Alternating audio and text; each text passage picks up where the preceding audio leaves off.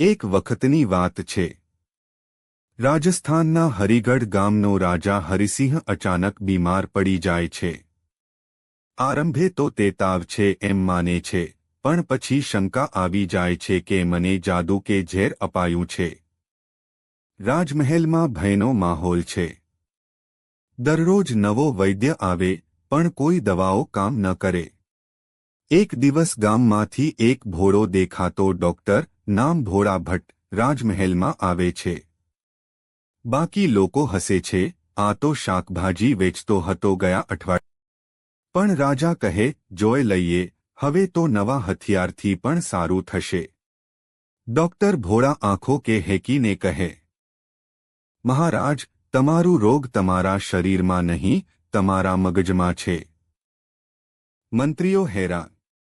આ તો રાજાને ગાળ આપી રહ્યો છે. પછી ભોળા